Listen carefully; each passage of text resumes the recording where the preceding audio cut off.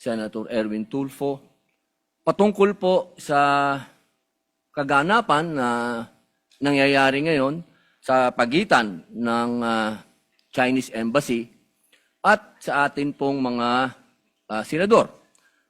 Ang akin po lang mungkahi sana, ako po ay naniniwala, mga mahal kong kasama, na itong usapin nito ay masyadong popular sa ating mga kababayan.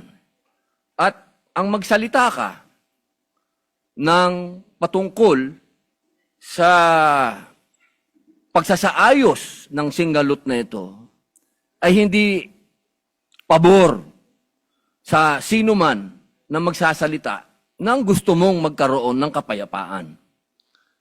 Pero sa usapin nito, ako po ay tatanggapin ko kung ano ang sasabihin ng mga tao sa akin. Kung sasabihin nilang, oh, pro-China yan. Okay lang po. Wala pong problema. Ang akin pong gustong sabihin sa ating mga kababayan, alam niyo, ang isang bagay, pag hindi natin inayos, pag hindi tayo nagtulong-tulong na maayos, lalong-lalo na sa kapitbahay natin, kapitbansa natin, hindi po ito makatutulong sa atin. Hindi po ibig sabihin na ako'y pumapayag na pagsalitaan ng hindi maganda ang ating mga kasama ng Chinese Embassy. Hindi rin naman tama yon. Pero, hindi rin naman po tama na ang isang opisyal natin sa gobyerno na isang unipermado pa ay gagawa ng katatawanan o karikature ng presidente ng China. Sapagkat kanina po, habang nag-uusap kami ni Senator Amy Marcos, sabi ko sa kanya, kung yan, ginawa ng China sa ating Pangulo na si Bongbong Marcos, ako'y oposisyon, pero gagawin nila yan kay Bongbong, ay unang-una po ako magagalit. Sapagkat hindi ako papayag na babawin ng kahit na sino ang Pangulo ng Pilipinas. Hindi ako papayag na gawan ng karikature, kahit ako'y oposisyon, na gawan ng ganyan ang ating Pangulo. Sapagkat ang Pangulo ng isang bansa, yan po ang tinatawag nating representasyon ng ating bayan, katumbas ng bandila. Kung ano ang tingin natin sa bandila, yan ang tingin natin sa Pangulo. Kaya, kung ano man po ang ginawa ni Admiral Tariela, ay pinakikiusapan ko po siya na huwag niya ulitin. Sapagkat, pag nambastos ka, babastusin ka rin talaga. Wala po tayong magagawa sapagkat duty ng kahit na sino na ipagtanggol ang kanilang Pangulo. Ang gusto ko lamang pong sabihin dito, aking mga kasama, tama po, naniniwala po ako na hindi makatwiran ang ginagawang pambobomba ng tubig sa ating mga mangingisda, sa ating Coast Guard. Pero matagal ko na rin sinabi na may budget naman ng Coast Guard, ba't di kayo bumili ng mas malakas na water cannon at gumanti kayo? Hindi naman po pwede na lagi tayo magpapaawa. At parehas naman kayong tinatawag natin tanod ng Coast Guard kayo pareho.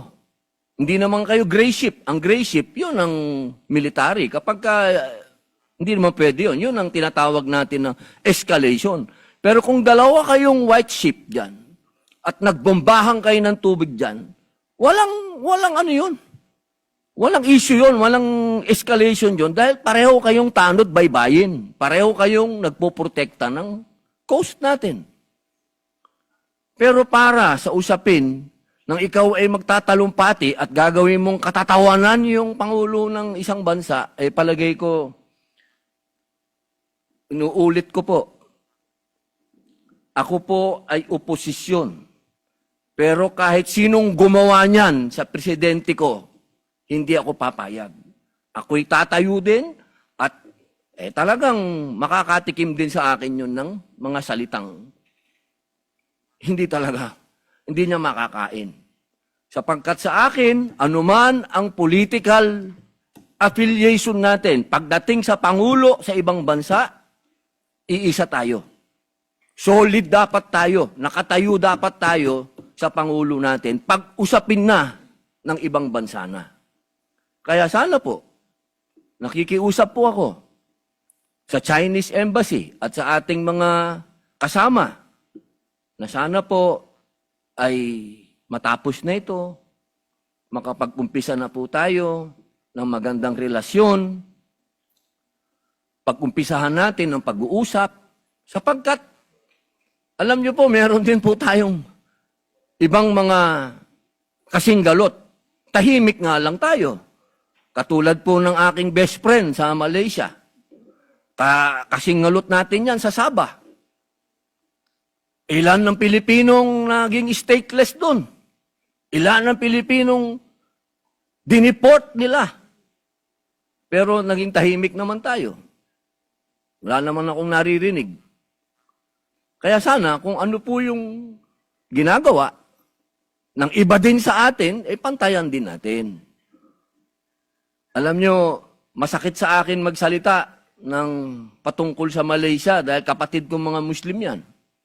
Pero ini-example ko lang po sa inyo na meron din tayong problema sa ibang lugar na meron din ginagawang pang-aabuso din sa atin na hinihingi ko din na magsalita din kayo. At sana, bilang panghuling salita, alam nyo, nung kailan lang nakita kami ni General Torre. Ang tingin ko dyan sa taong yan, kaaway ko yan. Sa ginawa niya kay dating Pangulong Rodrigo Roa Duterte. Pero dahil nagkita kami sa isang lugar na hindi namin dapat pag-usapan ang ginawa niya, kundi kami mga bisita sa isang lugar, kami naging, kumbagay, diplomat na rin kami. Kami naging mahinahon sa isa't isa. Sapagkat yun dun po ay pagpapakita sa ating mga kababayan na hindi sa lahat ng oras ay palabang ka. May mga pagkakataon na pwedeng madaan sa usapan. Kaya po sana, inuulit ko po, wala po akong masasabing sa mga speech, sa mga statement ng ating mga kasama. Naniniwala po akong may katwiran po ang inyong mga sinasabi. Kaya niya lamang po, sana, pagsabihan din po natin yung mga unipermadong personel ng ating bansa na magdahan-dahan din lang. Pwede ka namang mag-speech nang wala kang gagawing karikature o katatawanan ng isang Pangulo ng bansa.